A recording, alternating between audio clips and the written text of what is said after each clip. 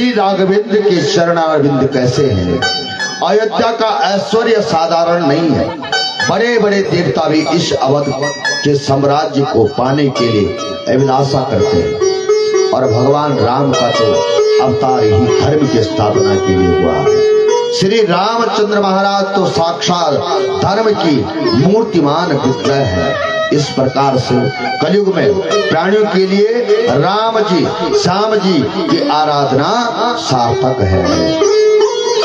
जो भगवान के नामों का गुणगान इत्यादि करते हैं, भगवान के नाम का स्मरण करते हैं, तो उनको यहाँ सुलभता से भगवत कृपा उनको प्राप्त होती है। दिव्य स्तुति भगवान के पास देव वृंद जो ऐसे प्रकट हुए और दिव्य स्तुति करके बोले, प्रभु अब आपकी लीला का जो उद्देश्य था वह परिपूर्ण हो चुका है। 125 वर्ष के लिए इस धराधाम पर आपने आकर समस्त असुरों का संहार करके इसे भार मुक्त कर दिया है। 125 वर्ष तक आपने इस धरा का भार दूर कर दिया है। अब कृपा करके अपने स्वधाम की और प्रस्थान करें।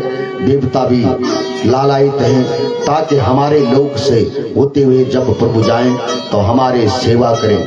प्रभु को स्मरण दिलाने के लिए सभी देव वृंद आए और अब विप्र श्राप से युद्धवंश दग्ध प्राय हो गया। ये प्रभु जानते थे।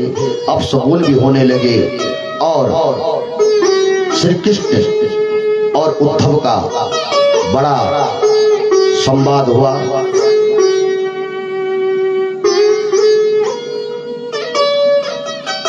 भगवान यदि भगवान से कही प्रश्न कही चर्चाएं उद्धव के बीच हुई।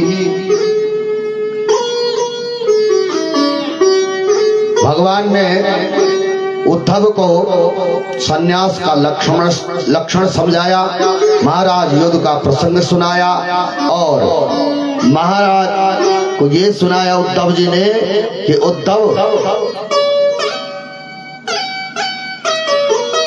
प्रसंग अनेक प्रकार के सुनाए। भगवान के 24 अवतार हुए, उसमें एक अवतार है दत्तात्रेय जी का। दत्तात्रेय जी के 24 गुरु हुए और उन 24 गुरुओं में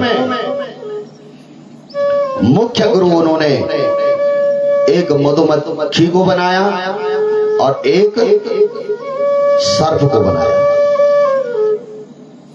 मधुमक्खी को क्यों बनाया? क्योंकि मधुमक्खी सारी जगहों से पुष्पों से उसका स्वाद लेकर के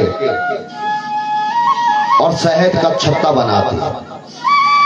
शहद का छत्ता बना करके अंत में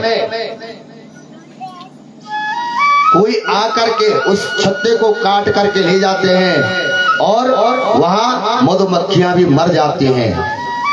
संदेश क्या मिलता है कि ज्यादा संग्रह भी हमको नहीं करना चाहिए।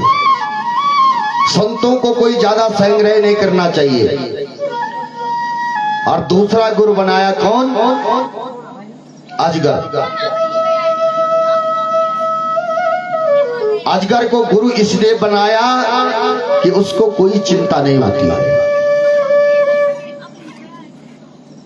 मिल गया तो खा लिया। कभी कभी तो इतना मिल जाता है अज का,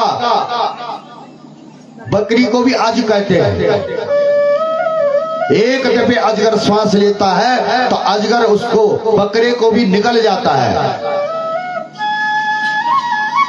और कभी कभी तो भूखा ही सोना पड़ता है।